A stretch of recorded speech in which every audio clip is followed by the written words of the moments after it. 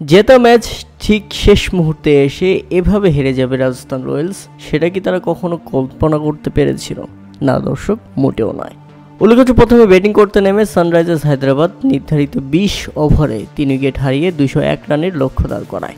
দলের হয়ে সর্বোচ্চ 54 বলে 58 রান করেন ট্রেভিস হেড, 42 বলে 76 রান করেন নীতিশ রেড্ডি এবং শেষ দিকে 19 বলে 42 রানের ঝড়ো ইনিংস খেলেন হেনরিক ক্লাসেন।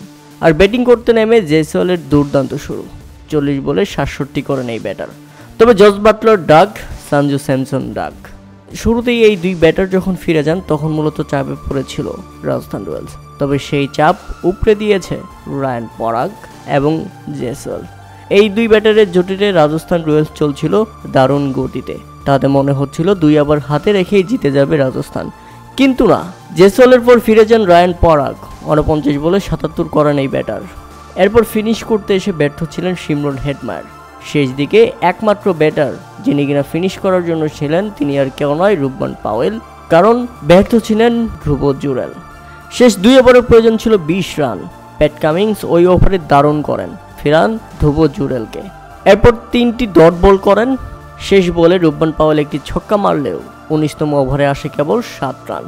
দারুণ করলেন প্যাট কামিন্স, তাতে শেষ ওভারে প্রয়োজন ছিল 13 রান।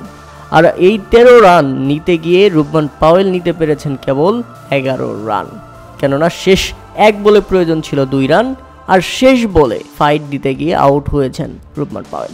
তাতে 1 রানের রুদ্ধশ্বাস জয় পায় সানরাইজার্স হায়দ্রাবাদ। আর এতেই উঠতে থাকা রাজস্থান রয়্যালসকে শেষ পর্যন্ত মাটিতে নামালো সানরাইজার্স হায়দ্রাবাদ। কি দুর্দান্ত একটা ম্যাচ! সত্যি এমন ম্যাচ দর্শকদের হৃদয়ে কম্পন তুলে দেয়। আর দলকে এমন রুদ্ধশ্বাস 1 রানের জয় এনে দেওয়ার পর প্যাট কামিন্সকে দেখা যায় তিনি আবেগপ্রবণ হয়ে পড়েন এবং তার চোখ দিয়ে জল পড়তে থাকে। কেননা এদিন দুর্দান্ত বোলিং করেছেন প্যাট কামিন্স। নির্ধারিত 4 ওভার বোলিং করে খরচ করেছেন 34 রান, তুলে নিয়েছেন 2টি উইকেট। বিশেষ করে তার শেষ ওভারটা ছিল দুর্দান্ত, কারণ 19তম ওভারে মাত্র 7 রান খরচ করে তিনি যেভাবে আটকে দিয়েছিলেন রাজস্থান রয়্যালসকে সেটা ছিল একেবারেই অপ্রত্যাশিত। প্রথম বলে উইকেট, এরপর আরও মাঝের 3টি বলে ডট, তাতেই সেখানেই মূলত ম্যাচ থেকে ছিটকে পড়ে যায় রাজস্থান।